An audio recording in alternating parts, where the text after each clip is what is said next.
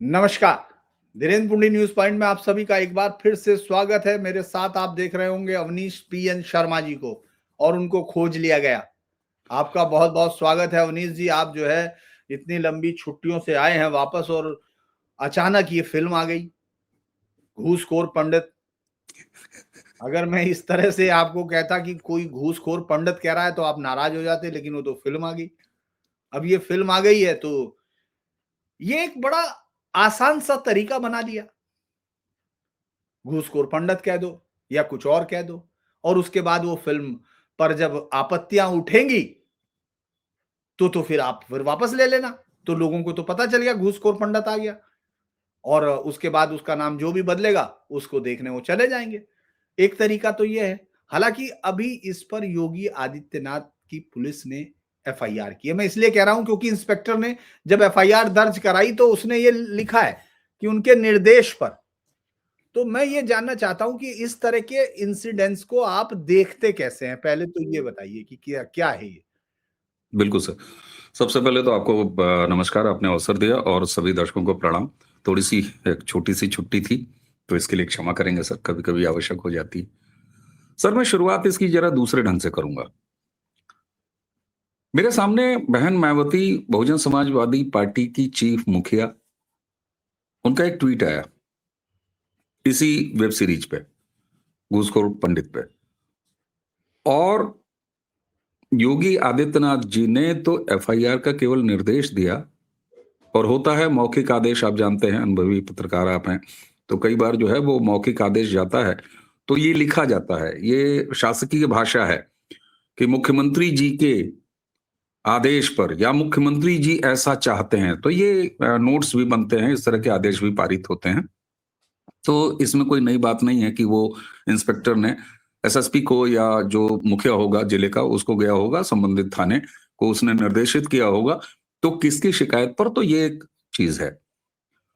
लेकिन मेरे लिए महत्वपूर्ण यह है कि उसको एड्रेस किया सबसे पहले अगर किसी राजनेता ने, तो वो बहन मायावती ने। मैं इसे समाज में हो रहे सकारात्मक परिवर्तन के रूप में देखता हूं। फिर आते हैं इस पर कि बॉलीवुड का क्या एजेंडा है। सर, आप सोचें कि 2014 से, जिसे मैं कल्चरल रेवोल्यूशन का दौर कहता हूं, उत्तर प्रदेश में अगर आप देख लें तो 2017 के बाद 2022, 22 के बाद अब तक ये दूसरे टर्म की सरकार, जब अभी अभी यूजीसी जैसा विषय चल रहा हो, जब अभी अभी बिल्कुल इस तरह के सामाजिक ताने बाने को बिखेरने के प्रयास चल रहे हों, हमारी इतनी शॉर्ट मेमोरी होती है कि हम यूजीसी पर जब तमाम तरह की बहसें करते हैं, तमाम तरह के असंतोष प्रकट करते हैं, तो हम इस बात को क्या भूल जाते हैं कि ये वही राहुल गांधी जो पत्रकारों तक में जातियां पूछना शुरू किया है इन्होंने। तो क्या ऐसा हमें नहीं लगता कि ट्रेन दो तरफ से चल रही थी? और यूजीसी एक्ट जो आया, जिस पर अब सुप्रीम कोर्ट ने रोक लगा दी है, मैं इसे एक पॉलिटिकल काउंटर मानता हूं आज भी। हम इस पर बहुत ज्यादा अभी नहीं बात करेंगे, मैं इशारा कर रहा हूं, फिर आप अवसर देंगे तो मैं इस पर डिटेल बात करना चाहूंगा, एक सिंगल वीडियो बात करना चाहूंगा। इस देश में जब हिंदुओं को बांटने की गहरी राजनीति चल रही हो, जिसको एक पूरा कांग्रेस दल और कांग्रेसी इकोसिस्टम जी जान लगा के उसको गढ़ने का प्रयास कर रहा हो, जब चुनाव वाले तमिलनाडु राज्य में सनातन को डेंगू और मलेरिया और उसके विनाश और संपूर्ण नाश करने वाले लोग शासन में हो, सत्ता में हो, तो आप सोचें, एक तरफ 2014 से हिंदुओं के एकीकरण के बढ़ता क्रम, और दूसरी तरफ ये विखंडन की लगातार की गई राजनीति। आखिर इसको आप पॉलिटिकली काउंटर करेंगे कि नहीं करेंगे? इसे आपको पॉलिटिकली काउंटर करना पड़ेगा, और वो भी तब ये बड़ा आवश्यक हो जाता है जब 2024 के लोकसभा चुनाव में आरक्षण समाप्त कर दिया जाएगा, संविधान बदल देंगे नरेंद्र मोदी।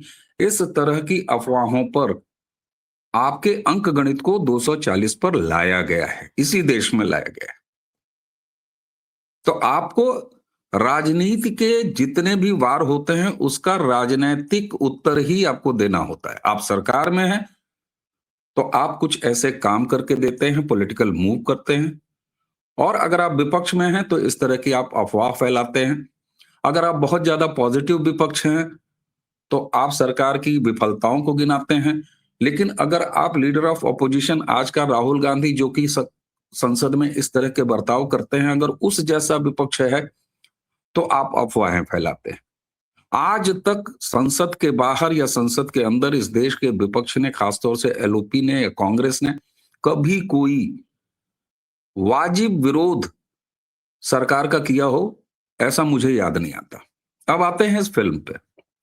जो आपने एक बात कही वो बिल्कुल बाजार के हिसाब से एकदम सही तरीका है, ये मार्केटिंग का है। मैं सौभाग्य कहिए या दुर्भाग्य कहिए, जो भी कहिए, हालांकि उस पेशे की, उस पढ़ाई की रोटी नहीं खाता हूं, लेकिन मैं व्यापार प्रबंधन में परास्नातक हूं।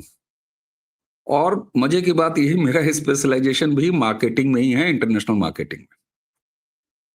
सर, मार्केटिंग का ये टूल होता है।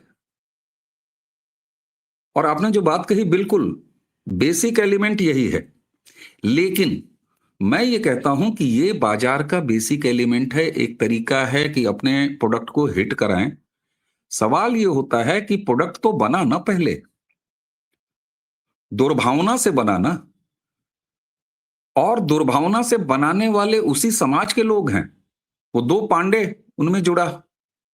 आप चाहे इसे जिस भी तरीके से करिए, लेकिन सर, जिस देश में कांग्रेसी इकोसिस्टम ने एक ऐसी रीति बनाई हो जहां आप जब तक प्रगतिशील लेखक संघ के पर्ची कटाऊ, लाल पर्ची कटाऊ, अगर आप सदस्य नहीं हैं तो आप लेखक नहीं हैं। समानांतर सिनेमा के नाम पर एजेंडा, पॉलिटिकल एजेंडा, वैचारिक एजेंडा इस देश में लगातार बेचा जाता रहा हो। एक मजहब विशेष की तारीफ करने के लिए सर एक बराबर उसमें गिरोहबाजी चलती रही हो। तो अब जब हिंदू एकीकरण समाज में हो रहा है तो ऐसा कैसे नहीं हो सकता है कि वही गिरोह, वही एलिमेंट घूसखोर पंडित नाम का टाइटल रखें? क्यों नहीं रखेंगे सर? एक समय मुसलमान और हिंदू, आप याद करें, बॉलीवुड का इतिहास रहा है, जितने भी खल चरित्र रहे हैं, या तो उन्हें हमारे व्यापारी समाज का, आप किसी फिल्म में बॉलीवुड के देख लीजिए 80s 70s में, मुनीब जो होता है, जो व्यापारी होता है, जो लाला होता है, वो लूटने वाला होता है, ठग होता है, शोषण करने वाला होता है। जो ठाकुर है, वो ठाकुर के कुएं वाली वही फिलॉसफी उठा के वहां भी बोई जाती रही है, तो उनको नेगेटिव शेड्स में दिखाया गया है। अगर कोई खल चरित्र है तो वो टीका लगा के रखेगा, वो ब्राह्मण के रूप में, वो धर्मगुरु के रूप में रहेगा। ऐसी अनगिनत फिल्में, मैं फिल्में नहीं गिनाऊंगा। लेकिन शाहरुख खान की एक फिल्म में किरदार बदल दिया जाता है, उसका धर्म बदल दिया जाता है, उसको मजहबी कर दिया जाता है, जबकि वो बिल्कुल इसके उलट होता है। ऐसी फिल्में भी हमने देखी। चक दे इंडिया, चक दे इंडिया का क्या खेल था? तो ये गिरोहबाजी अब एक दूसरे तरीके से आपको दिख रही है।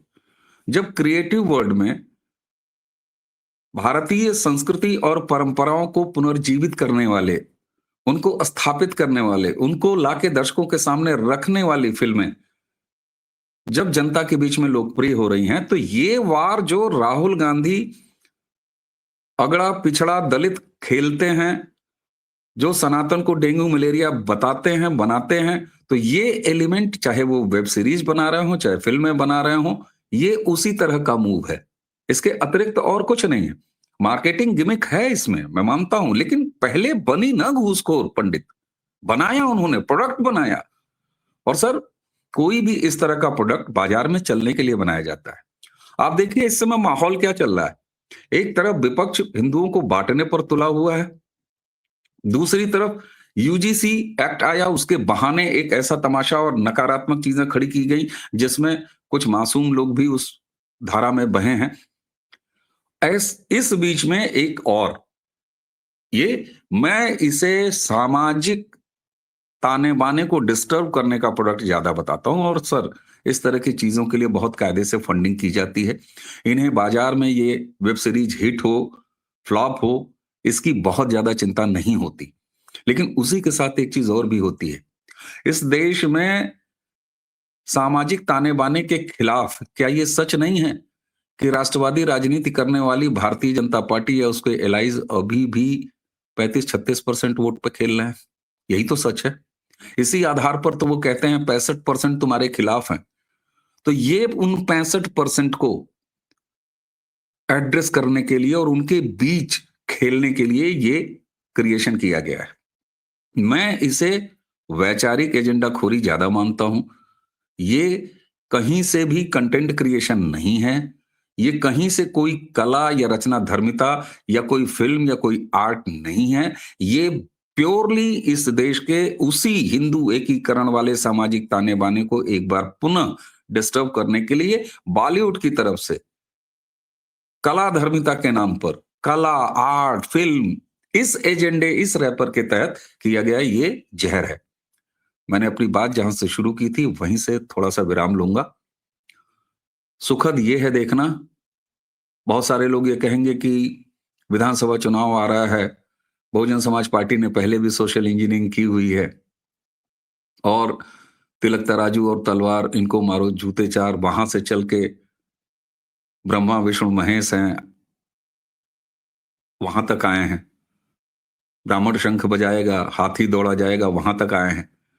तो बहुत सारे लोगों को ये भी लगेगा कि ये राजनीतिक प्रोपेगेंडा है, राजनीतिक लाभ के लिए बहन जी ने ऐसा किया है, मायावती ने। लेकिन सर, अगर उन्होंने विशुद्ध राजनीति के लिए भी किया है तो भी मैं दो अलग अलग ध्रुवों को एक साथ एक पूल पर पा रहा हूं। एक तरफ योगी आदित्यनाथ ने इस सामाजिक ताने बाने को डिस्टर्ब करने वाले इस कुत्सित प्रयास के खिलाफ एफआईआर कराई है, तो दूसरी तरफ बहन मायावती जो बहुजन समाज को रिप्रेजेंट करती हैं, उनकी राजनीति करती हैं, उन्होंने आपत्ति दर्ज कराई। ए और जेड इन दोनों ने कवर किया है।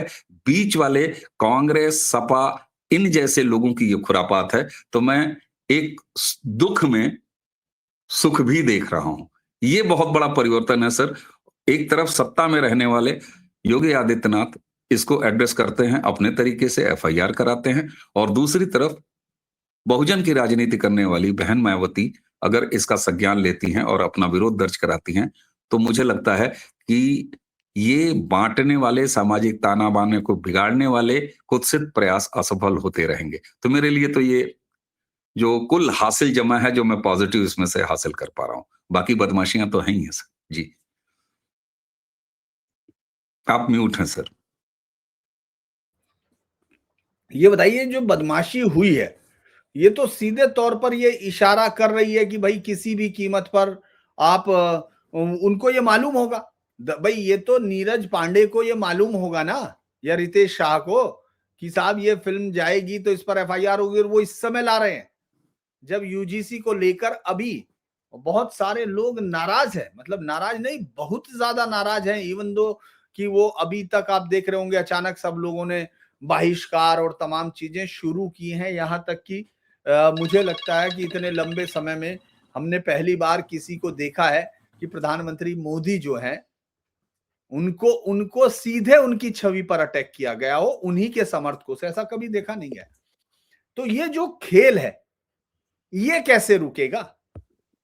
ये खेल कैसे रुकेगा कि उसको तो मालूम है एफआईआर। हालांकि डीसीपी ने जो बाइट दी है, एडिशनल डीसीपी, उन्होंने कहा है, लखनऊ डीसीपी सेंट्रल है विक्रांत वीर, उन्होंने कहा कि साहब ये जो है इस फिल्म से सामाजिक विद्वेष फैलने की वो थी, लेकिन नीरज पांडे और उनका तो काम फिर भी हो रहा है। ये कैसे कंट्रोल होगा? और दूसरा जो आपने कहा, उन्होंने तो पैसे ले लिए, क्या इस साजिश को देखा? ये कैसे प्रूव होगा कि ये आदमी यूजीसी के दौरान जो जातियों के बीच में बटी हुई जनता है, एकदम लोगों के अंदर डर है। उधर दूसरी तरफ से सड़कों पे उतरने के आह्वान उन्होंने भी किए, और सड़क पे उतरने के आह्वान इधर से लोगों के स्वयं स्फूर्त भी आए और वैसे भी आए।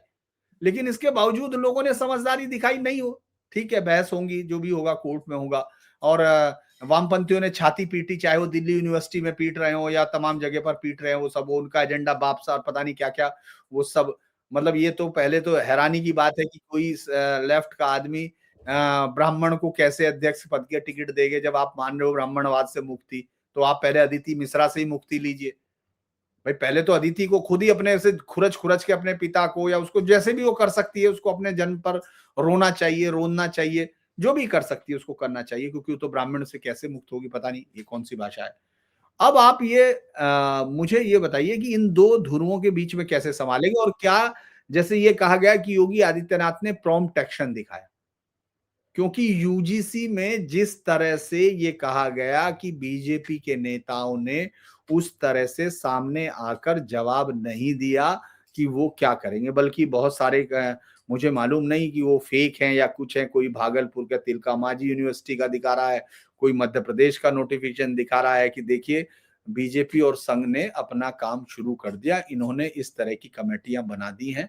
ऐसा ये सब ऐसे समय में जब विश्वास का धागा इतना कमजोर हो चुका हो, ये फिल्म इंटेंशनली लगती है या नहीं लगती? दोनों हाथों में उसके हाथ में लड्डू हैं, नीरज पांडे के, तो दोनों हाथ में लड्डू है, आप उसका क्या करेंगे? बिल्कुल सर, मैंने तो पहले ही कहा कि ये कंटेंट कम है, पॉलिटिकल एजेंडा ज़्यादा है, पॉलिटिकल एजेंडे का टूल ज़्यादा है, निश्चित तौर पर। चाहे इसका आप सब्जेक्ट देख लीजिए, चाहे इसका टाइटल देख लीजिए, चाहे इसके रिलीज़ करने की टाइमिंग देख लीजिए, जब ये बाज़ार में उतारी जा रही है, तो इसमें तो कुछ सोचने की बात ही नहीं है। लेकिन सर, मैं फिर ज़रा बात वहीं से शुरू करूँगा कि यूपी से ही इसे 2 लोगों ने एड्रेस किया ना, एक तरफ मायावती ने एड्रेस किया, दूसरी तरफ योगी आदित्यनाथ।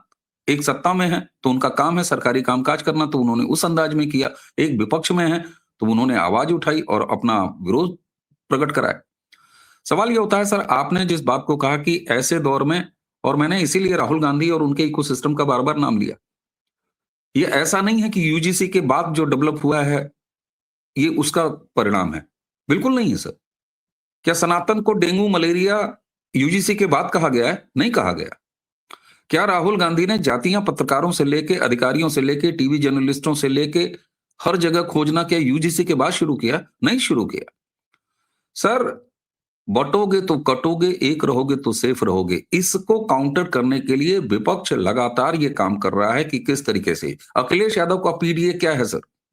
पहले उसमें अल्पसंख्यक घुसेड़ा गया, वो केवल जबरिया घुसेड़ा गया, लेकिन ये केवल जातियों के आधार पर संगठित हो रहे, एक हो रहे हिंदू को बांटने का तरीका। यूजीसी एक्ट, इससे पहले एससी एसटी एक्ट जब आया था सुप्रीम कोर्ट के, उस प्रोविजंस को सरकार ने संशोधन किया था, उस पर भी हल्ला उठा था।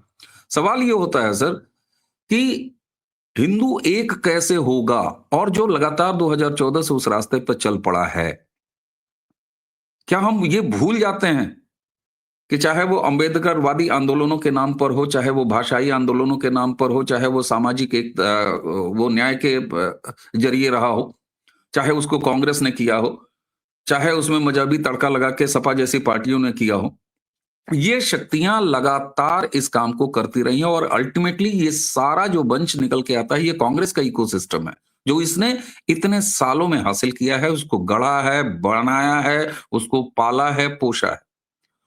अब वो उनके हाथ से छिटक रहा था।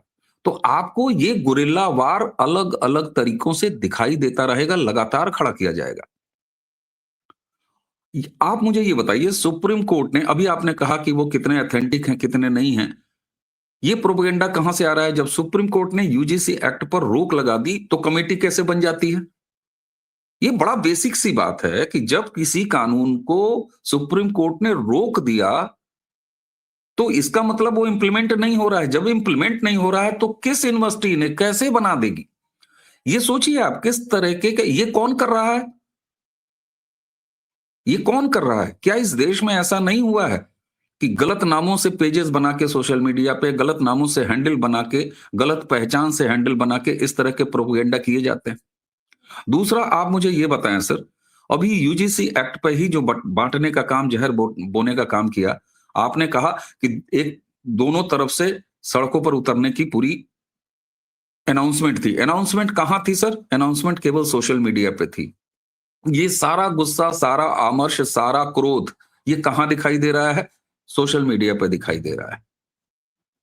सड़क पर ये क्यों नहीं दिखाई दे रहा है? ये बहुत समझने की चीज है, बहुत महीन बात है, इसलिए थोड़ा सा धीरज रख के हिंदू के हर वर्ग को ये सोचना होगा कि कौन आपके साथ खेल कर रहा है। क्या इस देश में महिला कानूनों का दुरुपयोग नहीं होता है? क्या एसटी एससी कानूनों का दुरुपयोग नहीं होता है? होता है, बिल्कुल होता है।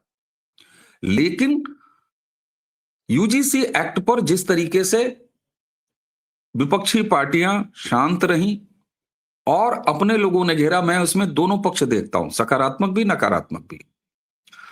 अति ओवर रिएक्ट करना ये थोड़ा सा नकारात्मक पक्ष था, जिसमें आप अपने ही नेतृत्व को, जैसे आपने तीसरी बार सरकार में लेके आए हैं, इतनी जल्दी आप इतने घटिया शब्दों पर उनकी आलोचना के लिए उतर जाते हैं। पहला, ये अच्छी बात नहीं थी, मैं आज भी कहूंगा। मैं जानता हूं यही नीचे लोग कहेंगे, मेरे लिए भी कहेंगे, ठीक है। लेकिन उसी के साथ अच्छाई क्या रही? अच्छाई ये रही कि जमीन पर ये नकारात्मकता, ये जहर फैलाने में असफल रहे जो लोग भी ये करना चाहते हैं। इसलिए थोड़ा सा ठंडे दिमाग से ये सोचना होगा, आज भारत के खिलाफ साजिशें क्यों चल रही हैं? आज अचानक भारत के खिलाफ दुनिया में इंटरनेशनल स्तर पर क्यों साजिशें चल रही हैं? क्योंकि आप मजबूत हो रहे हैं। इंटरनल पॉलिटिक्स में अगर आप देखेंगे तो हिंदू संगठित हो रहा है, इसलिए भारत के विरोधियों की, भारत सनातन के विरोधियों की सत्ताएं नहीं है, लगातार कम से कम होती चली जा रही।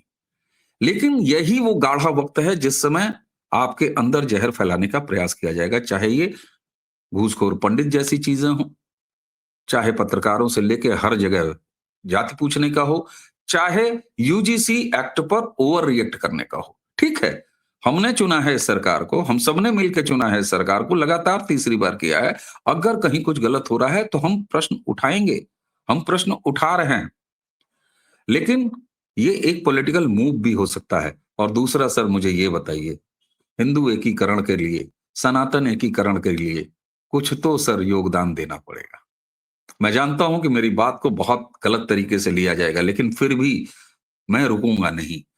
मैं अपनी पूरी विनम्रता के साथ ये कहता रहूंगा कि हमें एक होना ही पड़ेगा। एक होने के रास्ते में कुछ कठिनाइयां, कुछ खट्टे, कुछ खारे, कुछ तीखे, कुछ हल्का सा दुख देने वाले फैसले भी हमारे साथ आसपास होते रहेंगे। लेकिन असली यही है कि हम बंट जाएं, हम कट जाएं। इससे बहुत बेहतर है कि इस गाढ़े वक्त में हम अपने हाथों को फैलाएं। और इसीलिए मैं चौथी या पांचवी बार बहन मायावती जी का जिक्र कर रहा हूं।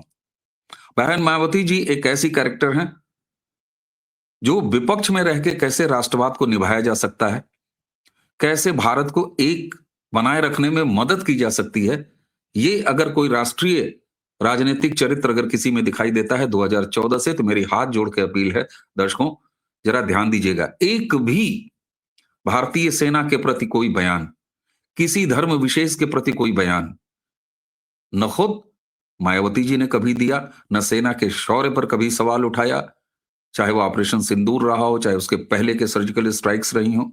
सरकार की नीतियों का समर्थन अगर अच्छी रही हैं तो वो भी बहन मायावती ने करके दिखाया है। इसलिए उत्तर प्रदेश और 2027 और खासतौर से ये जो घूसखोर पंडित अभी यूजीसी के समय आया है, ऐसे में योगी आदित्यनाथ जी के प्रॉम्प्ट एक्शन का जितना मैं उन्हें साधुवाद देता हूं, उससे 4 गुना ज्यादा, जी हां सर, उससे 4 गुना ज्यादा खुल के इस पर स्टैंड लेने वाली बहन मायावती जी को मैं साधुवाद देता हूं। ये वो सकारात्मक चीजें हैं सर जो इस समाज को लगातार बचा के रखेंगी। अगरचे आप देख रहे हैं कि आपको बांटने वाले कितने तैयार खड़े हैं, आपकी बोटियां नोचने वाले तैयार खड़े हैं, आपके घरों में आग लगाने वाले तैयार खड़े हैं, आपको फिर से 2014 के पहले धकेलने वाले तैयार खड़े हैं। लेकिन उसी के साथ साथ मैं इस बात का भी संतोष प्रकट करूंगा कि लोगों ने सोशल मीडिया में असंतोष व्यक्त किया, क्रोध व्यक्त किया, लेकिन सड़कों पर यह जहर नहीं फैलने दिया। इसके भी जिम्मेदार हम ही हैं, हमारा ही समाज है, हम सब हैं। तो थोड़ा सा कूल और काम रहने की आवश्यकता है और इस तरह के प्रोपेगेंडा से बचने की आवश्यकता है, इन्हें कान नहीं देने की आवश्यकता है। एक बार फिर साधुवाद बहन मायावती जी को, योगी आदित्यनाथ जी को, उन्होंने प्रॉम्प्ट एक्शन लिया। सर, साजिशें लगातार चलती रहेंगी, लगातार चलती रहेंगी, ये कभी नहीं रुकने वाली हैं, ये और ज्यादा बढ़ेंगी। जैसे जैसे आप एकीकरण की तरफ बढ़ेंगे, आपके खिलाफ साजिशें इसी तरह होंगी, आपको रिवर्स गियर में लाने का प्रयास किया जाएगा। म्यूट है सर। अगर आप इसको संसद के उस किताब वाले एपिसोड से भी जोड़ना चाह रहे हैं कि वो भी इसका ही पार्ट आपको लगता है कि किताब वाला, चूंकि आपने किताबों का उन सब का जिक्र किया तो मैंने सोचा उनका भी जिक्र कर दें, जिनकी किताब जो है लेके पहुंच गए, जिनकी किताब मतलब उन्होंने स्कूलों में नहीं पढ़ी है। हाँ, तो अच्छा रहता पढ़ते, तो डिग्री कोई होती उनके पास जो नहीं है। तो आपको क्या लगता है? इसलिए नहीं है, देखिए अनपढ़ या कोई कॉलेज में या शिक्षा का ज्ञान, मैं वो नहीं कह रहा अक्षर ज्ञान हो, क्योंकि बहुत सारे लोग पैसे की वजह से नहीं पढ़ पाते, लेकिन जो पैसे की वजह से स्कूलों में भी चले गए हो शानदार, वहां से डिग्री ना लेकर आए तो थोड़ा सा दिक्कत लगती है। तो आप उसको इसके साथ जोड़ते हैं, या ये अलग इंसिडेंट है, वो अलग इंसिडेंट है, या इस तरह के इंसिडेंट कहीं पीछे से अभी 27 तक या 29 तक आते रहेंगे, या हर चुनाव तक आते रहेंगे जब तक ये शक्तियां स्थापित नहीं होंगी? सर देखिए, राहुल गांधी, पूरी कांग्रेस, उनका पूरा इकोसिस्टम इस बात को बहुत अच्छी तरीके से और पूरी ईमानदारी से मानकर बैठ चुका है कि वो नरेंद्र मोदी को चुनाव में नहीं हरा सकते। अब रास्ते क्या हैं? बांग्लादेश करा दो, नेपाल करा दो। यही वजह है कि अभी उन्होंने स्वर्गीय बेन सिंह, पंजाब के मुख्यमंत्री, उनके पोते को, बिट्टू को, जो गद्दार कहा। बहुत सारे लोग ये कह रहे हैं कि चूंकि वो कांग्रेस छोड़ के बीजेपी में चले गए इसलिए उन्हें राजनीतिक गद्दार कहा। नहीं, बिल्कुल नहीं कहा। दर्शकों को बड़ी सावधानी से इस बात को जानने की आवश्यकता है कि पंजाब में जो अलगाववादी सेंटिमेंट है, जो उसको सपोर्ट करता है, जो खालिस्तानी माइंडसेट को सपोर्ट करता है, वो आज भी गद्दार मानता है स्वर्गीय बेन सिंह के परिवार को, उनके खानदान को। कारण ये कि 16 साल की उस क्रूर खालिस्तानी मूवमेंट को और उस दहशतगर्दी को बेन सिंह ने अपनी जान की कीमत पर ही सही लेकिन कंट्रोल किया। आज भी उन्हें, उनके परिवार को और बिट्टू के परिवार को वहां माना जाता है। लेकिन सर, गद्दार राहुल गांधी ने कहा, पॉलिटिकल गद्दार नहीं कहा। राहुल गांधी पंजाब में खालिस्तानी सेंटिमेंट को एड्रेस कर रहे हैं गद्दार कह के। ये कांग्रेस छोड़ के भाजपा ज्वाइन करने के लिए गद्दार नहीं कहा। उन्होंने खालिस्तानी माइंडसेट को वो एड्रेस कर रहे हैं। याद कर रहे हैं दर्शक, मणिपुर में जब समुदाय के बीच में, मैती के बीच में और कुकीज के बीच में जब नाइतफाकी पैदा हुई, राहुल गांधी ने वहां मौका खोजा और कांग्रेस और राहुल का पूरा इकोसिस्टम कितना ज्यादा एक्टिव था। उसका सॉल्यूशन हो गया। मैती समुदाय के मुख्यमंत्री हो गए, कुकीज और नागा के डिप्टी सीएम हो गए। अब कहां है मणिपुर? राहुल गांधी के हाथ में नहीं है। लेकिन राहुल गांधी जब ये कहते हैं कि पूरे देश में किरोसिन फैला है, बस माचिस लगाने की देर है, तो राहुल गांधी ईंधन खोज रहे हैं भारत को जलाने का, भारत को बांटने का, भारत को तोड़ने का। ये वही राहुल गांधी है जो राष्ट्र नहीं मानते भारत को, राज्यों का समूह मानते हैं। तो ऐसी तमाम चीजें होंगी। लेकिन अब ये संसद वाली जो राहुल गांधी की किताब है सर, इन्होंने तो सर्व शिक्षा अभियान चला दिया। धन्यवाद निशिकांत दुबे जी को। बोरा भर के ले आए किताबें, मथाई से लेके और एडविना तक। कम से कम इस देश के लोग, अब बड़ा सुलभ है सर, कॉपियां मिल जाती हैं, जो किताबें बैन हैं वो मंगवा ली जाती हैं।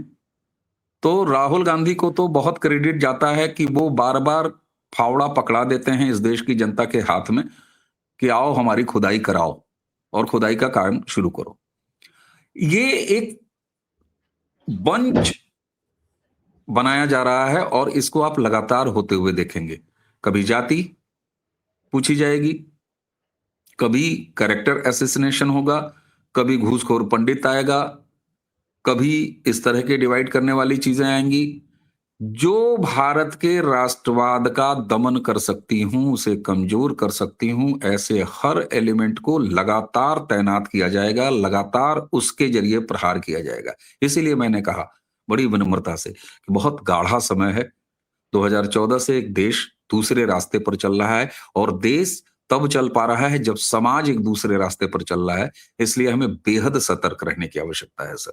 फूस की मड़ई है, कच्चा घर है, फूस की मड़ई है सर।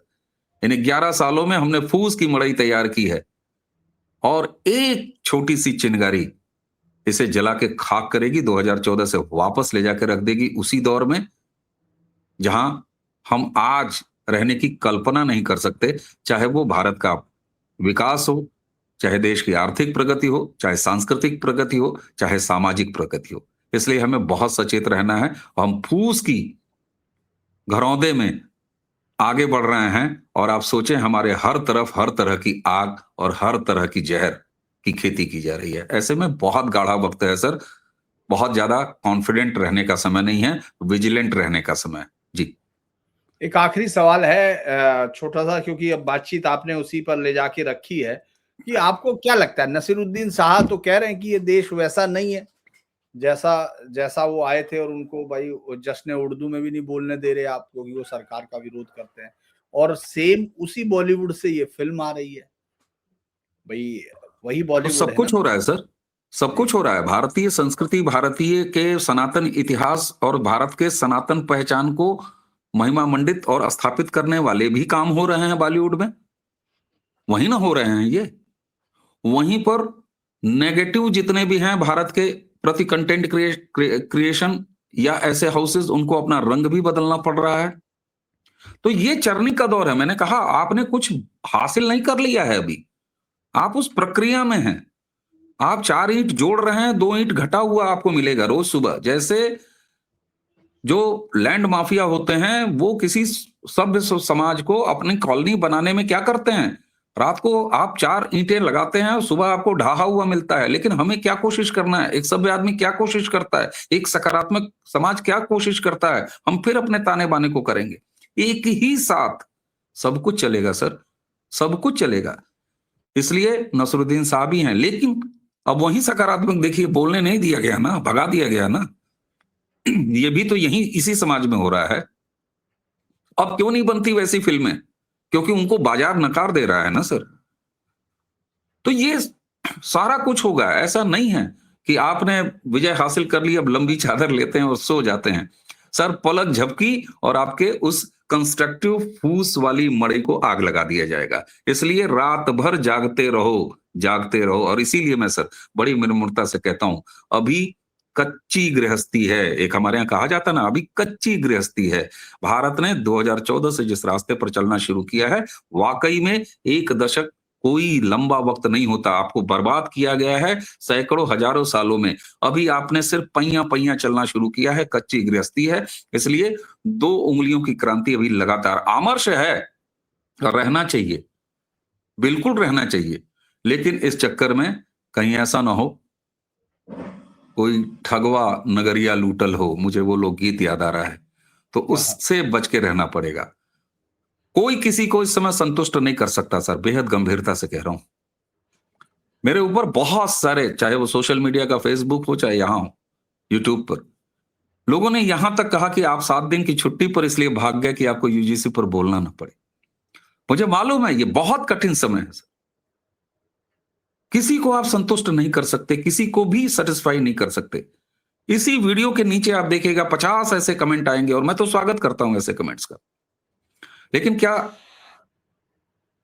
आराम से बैठ के जरा सोचिएगा कि इन 11 सालों में क्या क्या हासिल किया है, और अगर एक भी गलती हुई तो हम क्या क्या खो देंगे। हाँ, बहुत सारे काम हमारे अभी बाकी हैं। इसलिए वही है, कौनो ठगवा नगरिया लूटल हो, इससे बचिए। ये होगा तो फिर ऐसा बैक गियर लगेगा कि फिर हम एक अलग ही प्रारब्ध के दौर में पहुंच जाएंगे सर। चलिए, धन्यवाद आप अवनीश जी। अब हम लोग चूंकि बातचीत किसी और सब्जेक्ट पे थी, लेकिन ये पांडे जी आ गए, उनको पता चल गया कि लौट आए हैं पंडित जी, और इसीलिए वो अपनी फिल्म को लेके आ गए। तो आपने उस फिल्म का वो बताया है कि तरीका क्या है। तो तमाम दर्शकों से अनुरोध है कि धीरेन्द्र पुंडी न्यूज पॉइंट को लाइक करें, प्रारब्ध को लाइक करें, शेयर करें, सब्सक्राइब करें, और जो सहयोग दे सकते हैं वो सहयोग भी दें। तो अगर आपको वीडियो अच्छा लगे तो कमेंट जरूर कीजिएगा। और पंडित जी ने मुझे बताया कि ये भी मैं कहता हूं कि लाइक करें, वो सब्सक्राइब करें, और वो बेल आइकन दबाना है आपको, ताकि सारे मिले। आपको तो आज के लिए इतना ही। धन्यवाद। आप जुड़े पंडित जी, बहुत बहुत धन्यवाद। अवनीश जी आपका बहुत। नमस्कार, प्रणाम सर। जय जय श्री राम। जय जय श्री राम।